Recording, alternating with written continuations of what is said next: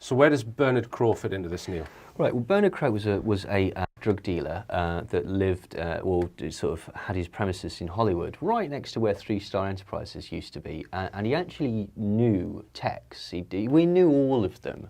Tex is the guy who really did do the murders. Yeah, Tex is the guy that is basically portrayed as being Manson's right-hand man, like his lieutenant. If you actually look at it, he was living at Dennis Wilson's house before Manson was there, because he was a drug dealer and very possibly a rent boy as well. But he left the ranch quite a lot. Manson didn't like him. He was back at the ranch for a very, very short period of time, at which point he hooked up with a girl called Linda Kasabian. But most of the time he was living in Hollywood with a girl called Rosina, who was his girlfriend, and a prostitute. And he was ripping off all the drug dealers. Tex was known to be a standover man, by which he basically would go and rob all the drug dealers of their wares. Because what are you going to do? Go to the police? No, of course you're not. Tex was not a nice guy. Tex was like well known to be violent and involved in all sorts of stuff like that. Basically, after sort of like annoying everyone on the ranch and being kicked off of the ranch, he goes back to Hollywood and starts living with his girlfriend Rosina. Rosina steals some money from him. She gets pregnant, or she claims that she's pregnant, and takes the money for the abortion and just basically rips Tex off. Tex is really annoyed, so he wants to make some money and get back at his girlfriend. So he phones up Bernard Crowe and says, "I've got a brick of weed here for you. It costs you, I forget exactly how much, but basically a significant amount of money.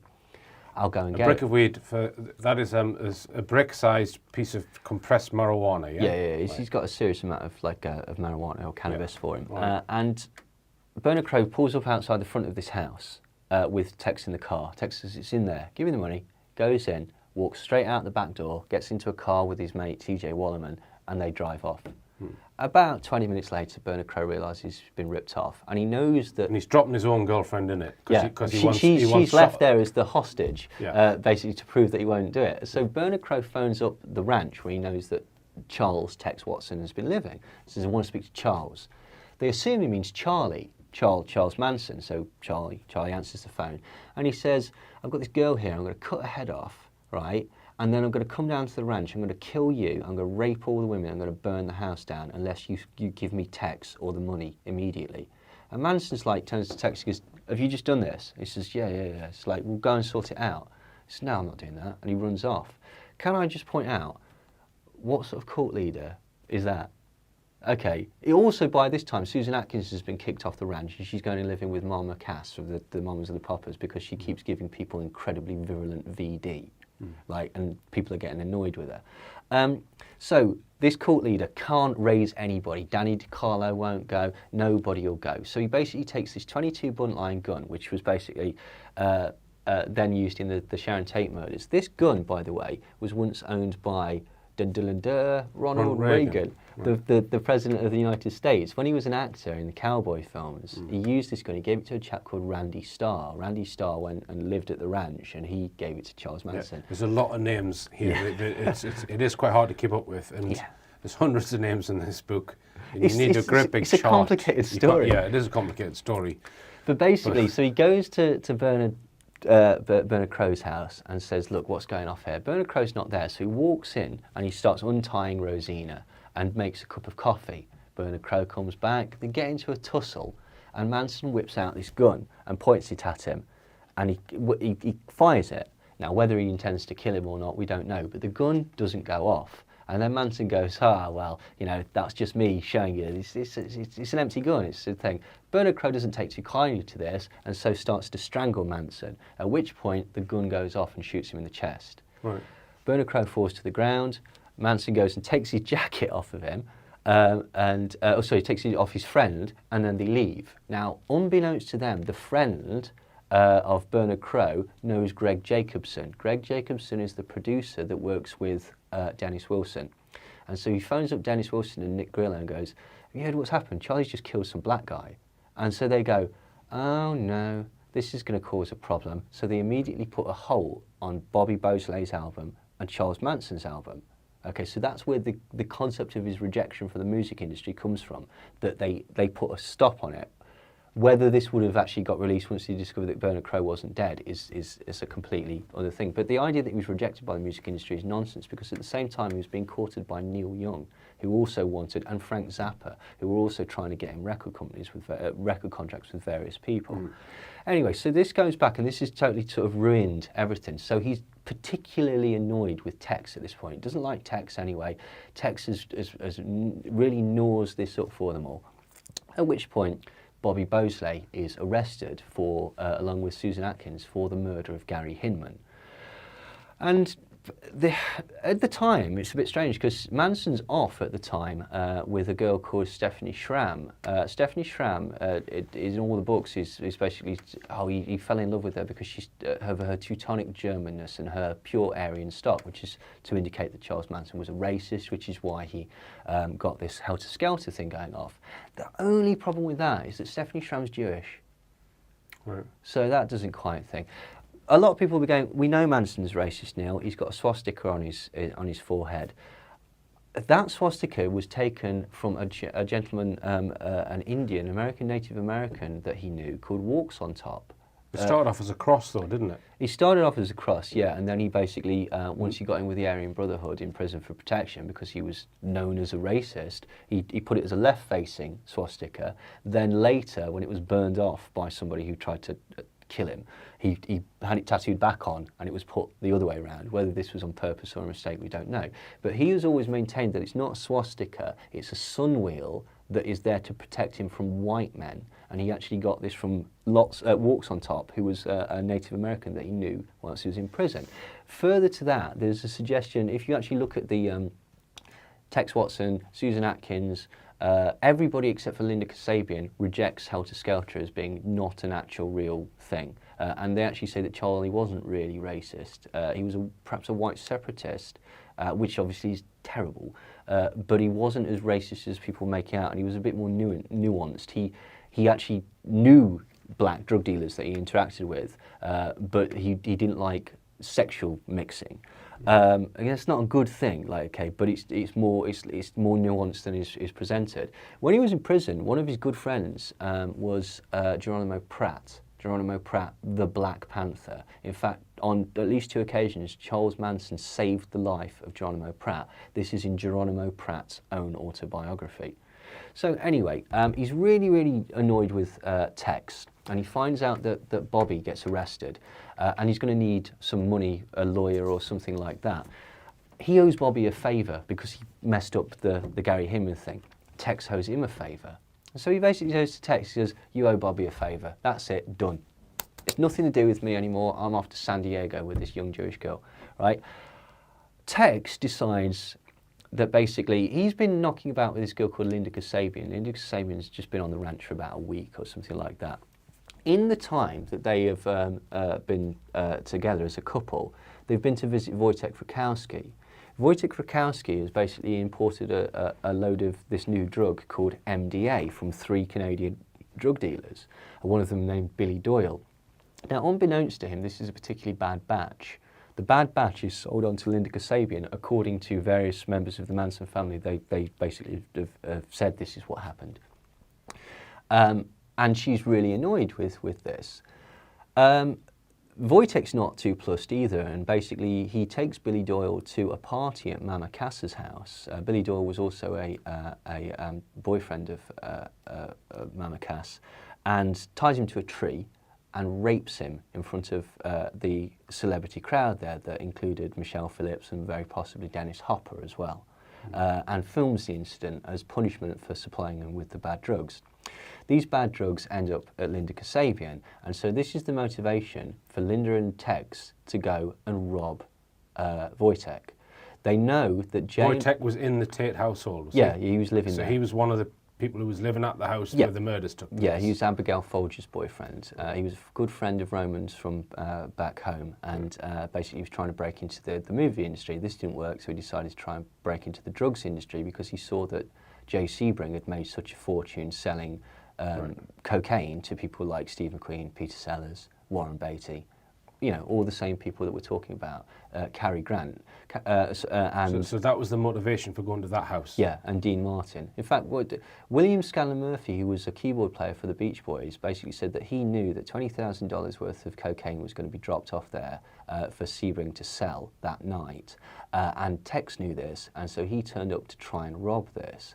Now, this is actually borne out by the fact that Cary Grant turned up to buy some LSD on the night. And we know this because his business manager admitted this. Cary Grant was in the garden of Cielo Drive with a rent boy, heard screams, thought better of it, ran off. Steve McQueen was supposed to turn up to buy cocaine that night, but actually got sort of waylaid with a teenage girl at the Whiskey A Go-Go, and so decided not to go.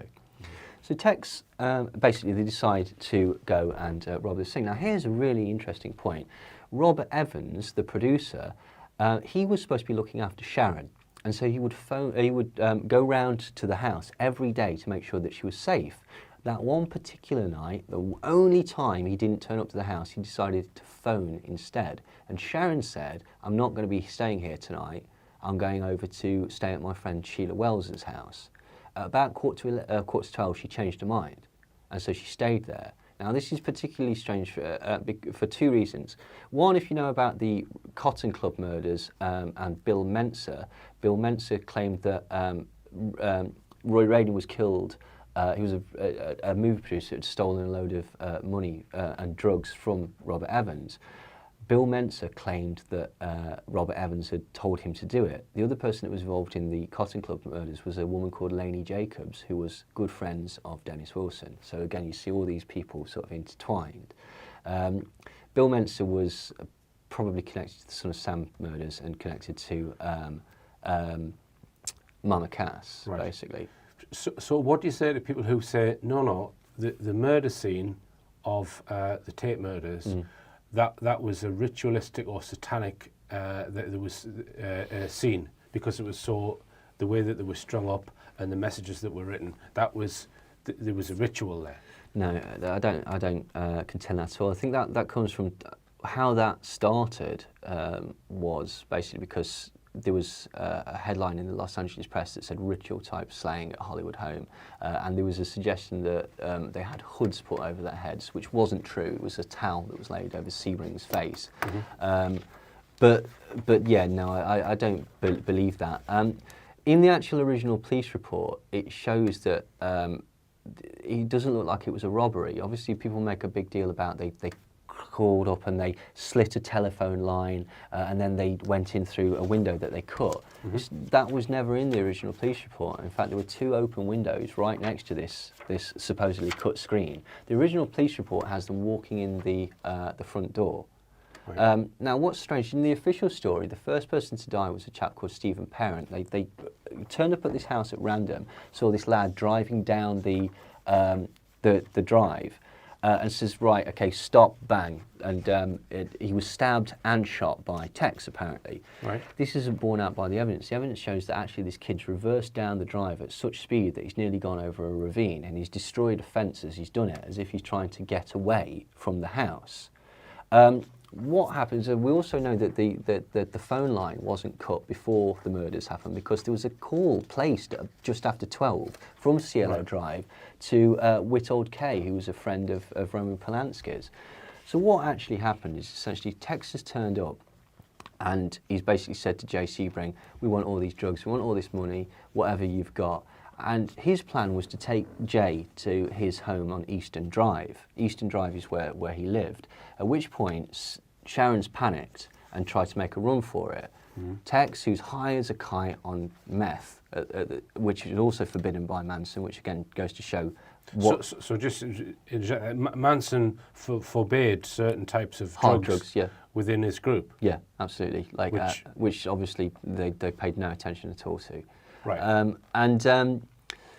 Yeah, she makes a run for it, and Tex stabs at her. And we know this because basically the timeline, the police have someone shouting at about 1:15, "Oh God, no, please don't," and a woman screaming. There's then a large pool of blood on the front porch, which suggests that basically Sharon's tried to run for it, he stabbed her, and then he's punched or stabbed Jay, and they've both lain over the bushes at the front of the house.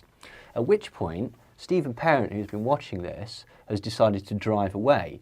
Somebody runs up to him and slashes him with a knife. Now, if you look at the people that were there and the weapons that they actually had, it transpires it probably wasn't the Tex that slashed him, it was probably Linda Kasabian, because she had a knife and was outside. Linda Kasabian then became the state's witness, became completely immune from prosecution. Did she get to go to prison at all? No, not at all. Right. She was up for 7 counts. She was on death row, and then when Susan Atkins changed her mind and said that this story is all bull, they offered that immunity to Linda Kasabian instead. Right. So basically what's happened is this has all happened at sort of about 1:15. We know this because that's when Stephen Parent's watch stopped after he was stabbed. This goes completely against the official story, which has it half an hour earlier.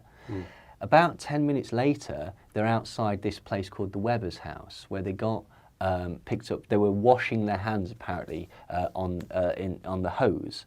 Now, one of the things that they don't talk about the Weber's house is the Weber's house backs onto Jay Sebring's house. So what's happened is they've gone there to rob Jay Sebring. It's gone wrong. They've stabbed whatever. They've taken whatever they can, and then they've gone over to try and get into Jay Sebring's house. They've got caught by their neighbours, and so they've driven home. Okay, at which point they've got back, and Manson's back with Stephanie Schramm.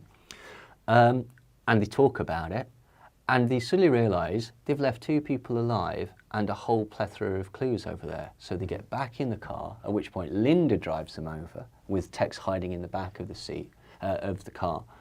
And they then shoot Wojtek Wachowski and Abigail Folger and stab them to death.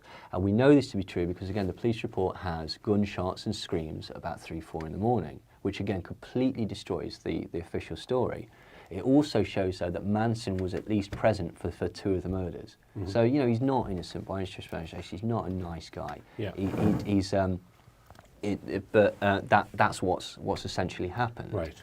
All right. Well, let's come on to just quickly. Do you think there was those tapes that were found in the loft? Did they have any paedophilia or bestiality in them? Right, okay. Wish was about 14. Ruth Ann Morehouse was about 14. These are girls that are involved in the group. Right. Okay, so there was underage sex going on. Right, okay. There was a lot of... These were teenage girls, right, okay. And this is another point, okay. Dennis Wilson was having orgies. Let me interject again. But that tape never surfaced at the trial or was never discussed. Oh, no, well, no. So there was things being hidden from the trial to protect celebrities. Well, these other cases... Well, again, yeah, absolutely there was. I mean, that's the point. So do you think the mafia basically closed ranks, appointed the lawyers, paid for the lawyers, because there was a whole load of people's reputations on the line? Yeah. If the absolute truth had come out with this. Yeah. And the whole Manson is a guru mind control leader. Yeah. It's because they had to create a motive that was as far away from the real motive, which is essentially just a grubby drugs murder that exposed all these seamy Hollywood things. And they had to appropriate him as a cult leader. So now, where's the name? Krishna Venter. And you think that they used Krishna Venter as kind of a template. A cutout, a template. So just briefly tell us. Krishna Venter was a real cult leader that lived in Box Canyon, which is just down the road from Chatsworth, which is where the Spahn Ranch was, prior to... About 20 years earlier. Yeah, about 20 years earlier. Now, he believed that he was Jesus. He also believed that he was the devil. He also believed that basically all the women in his harem should sleep with him, and that he was that was the whole point. They were supposed to venerate him like that. He would hang off a cross and do crucifixion rituals. He would encourage them to have orgies and encourage them to use hallucinogenic drugs. He strongly believed that a race war was on the cards, where the black people would fight against the white people. He felt it would be the Russians, but same principle. At which point Krishna Venter's posse would disappear into the desert behind Box Canyon and hide in the mountains until such time that their group swelled to the number of 144,000, at which point they would come back.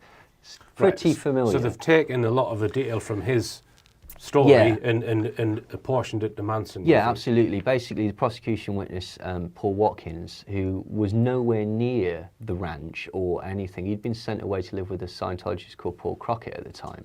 But all of a sudden, because all this publicity was happening, he sort of ingratiated himself with Vincent Bugliosi to get some sort of power. Danny DiCarlo had already been telling them that Manson was a Nazi, and then Paul Watkins told him about Krishna Venter and the Beatles. And so from this, Vincent Bugliosi was able to cobble together this concept of a cult leader and give a motive that is crazy, but not too crazy if you think of all the race wars and race riots that have been going off and stuff like that.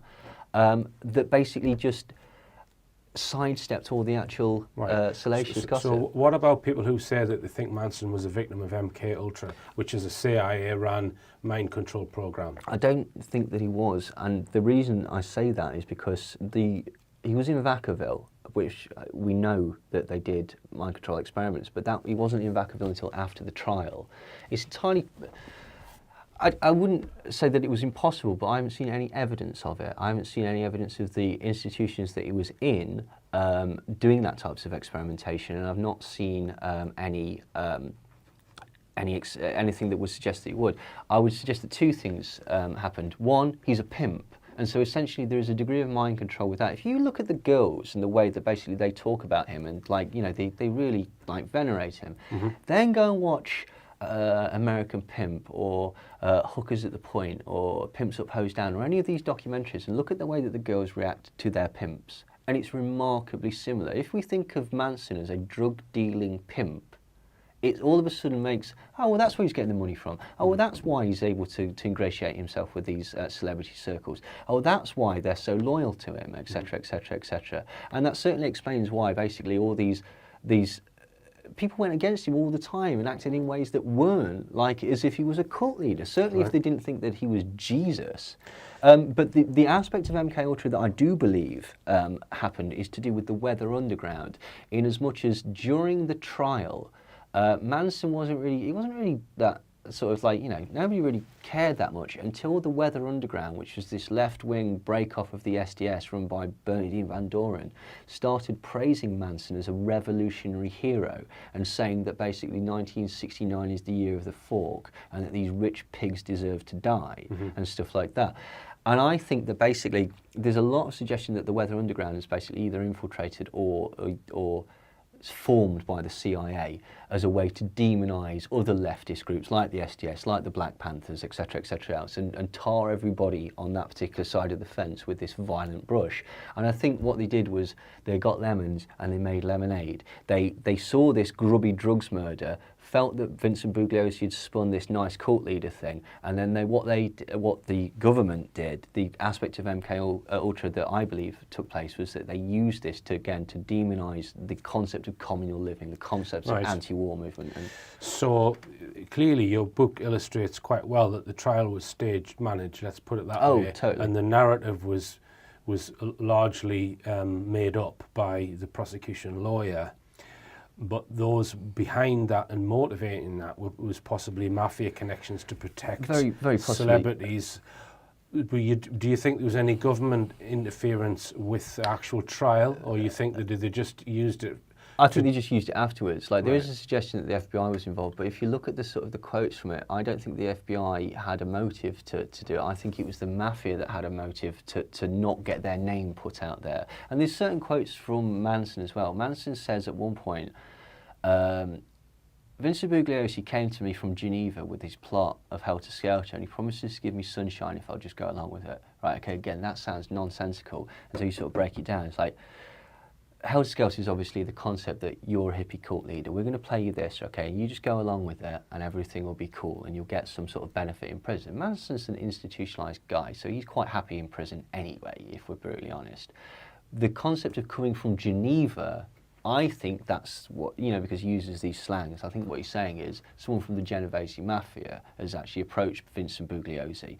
There's numerous quotes where he points out that his Italian stock and various other people connected to the case, like Calabrero and Caruso and stuff like that. There's a running theme of mafia, and I don't think any of these people were in the mafia, so it's just that they sort of overarch it. They're the organised syndicate behind everything, and they don't want their drugs, prostitution, and connections to Hollywood to be exposed. I mean, there's huge amounts of evidence as well that Hollywood studios used to launder money for.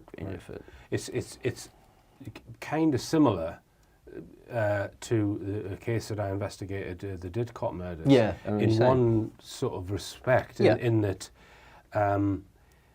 the there was no trial in that case. Okay, it's just an inquest. But I'm convinced that the police and possibly intelligence agencies in the inquest ran the case to frame an innocent man because, I won't go into the full details, but there's certain information they don't want to come out, so they have to run the trial with a particular story, and all the participants have to, with that case, but at the core of it, or involved strongly in it, is drugs. Yeah, or organised crime. So organised they crime know and drugs. what the real answer is, but that's going to cause too much problems. Yeah. So they basically overlay. Yeah. If you look at the Manson case, basically, I think there's a lot of evidence to suggest the police didn't want to solve the case. They lost evidence. It was reporters that found the bloody clothes. It was a 12-year-old lad that found the murder weapon, and then the LAPD actually lost all of this evidence, only to then re-find it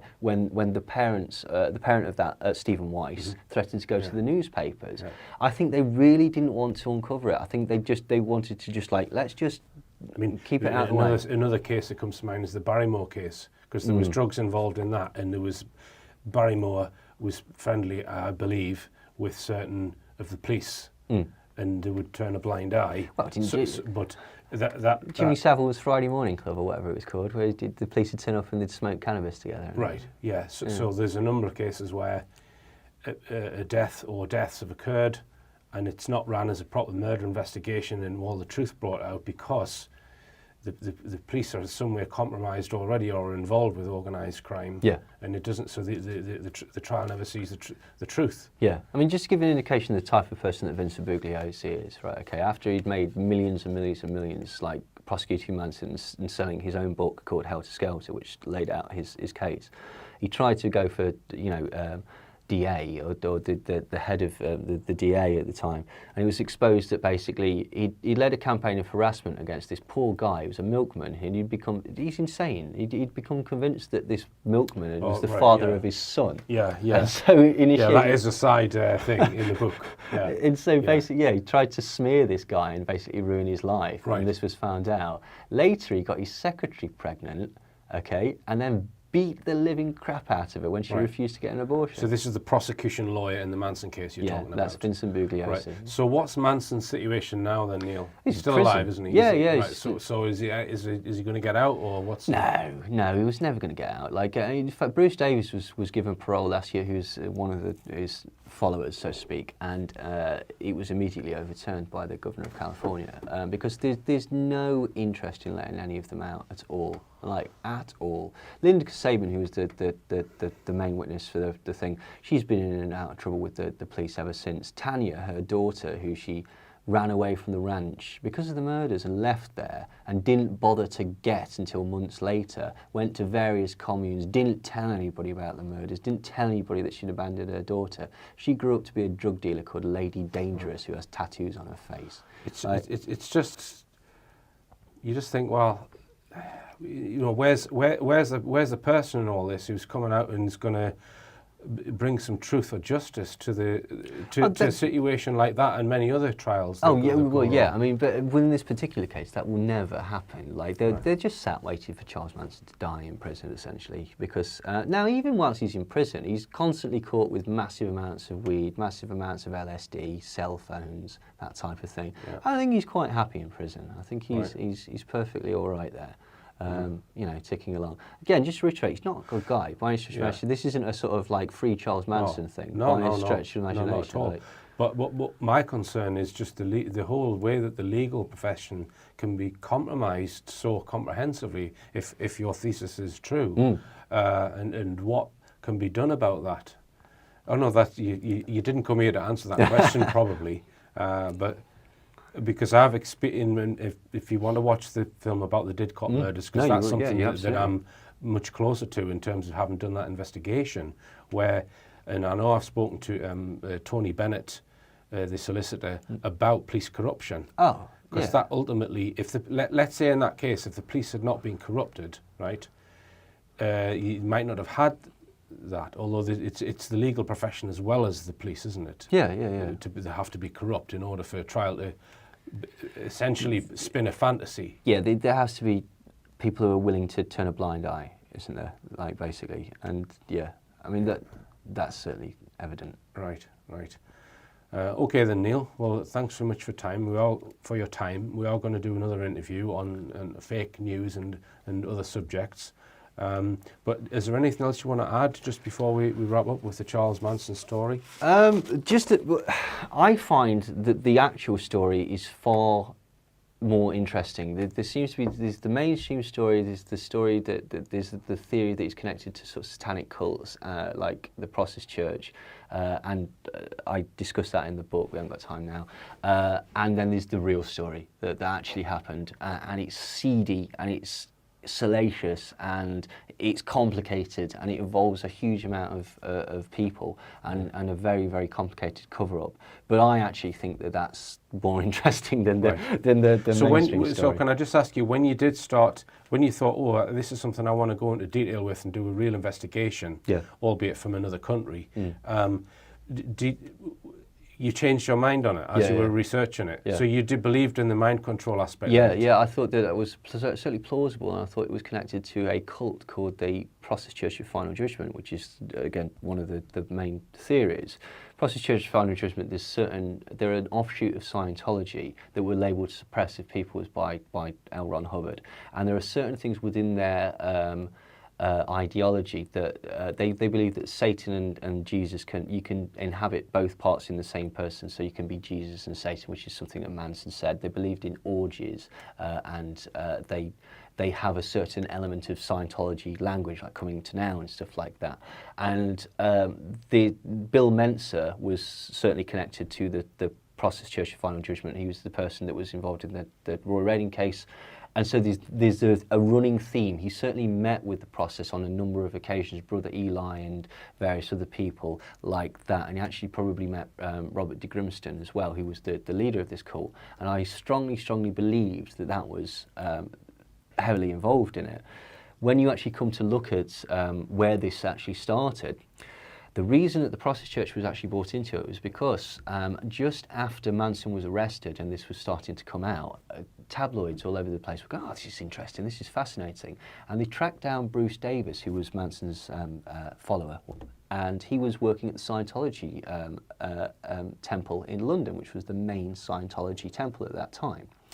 And so they approached the Church of Scientology. So this Manson family guy, he's a Scientologist, and this was incredibly bad PR for Scientology. So what they did was they killed two birds with one stone. They released a whole series of press releases through the English media that was then picked up by Vincent Bugliosi and the Los Angeles media, and says, oh no, it's not. He's not in Scientology. He's in this thing called the Church of the Process Church of Final Judgment. And by the way, they're Satanists. Right. So basically, they killed two birds with one stone. They shifted the suspicion away from them, and then they also managed to smear their rivals. The other book that talks about the Process Church of Final Judgment is The Family by Ed Sanders, no relation. And that was, again, what I thought to be one of the finest books on the subject. It's still very, very good. Mm-hmm. But he apparently has all this insider knowledge of of this cult aspect of Manson. So I was curious to find out where he found this. There's an interview with Ed Sanders online that you can watch. And in that, he candidly admits that he had no knowledge of this cult, that he got the knowledge of the cult from Vincent Bugliosi and the prosecution. So what happened was the Church of Scientology, in a panic, issues this statement to try and remove them from the story and to smear their rivals. They paint the concept that their rivals are a satanic cult. Vincent Bugliosi can't present this in court because basically it'll get stomped on. Process Church will turn up and sue him, mm-hmm. and this will be exposed as a lie. So what does he do? He releases it on the sly to Ed Sanders, who publishes it in a book, and that way it is presented as a conspiracy theory that you weren't supposed to know. Right. But the point of that is to give you the concept that, well, of course Manson's connected to this satanic cult because we know he's a cult leader, and so it's circular logic. If he's connected to the cult, he's more likely to be a cult leader, and this is a conspiracy that we've unearthed. Lo and behold, it's not a conspiracy that we've unearthed. It was a bit of PR that was put out by the prosecution to bolster their case. Right, okay.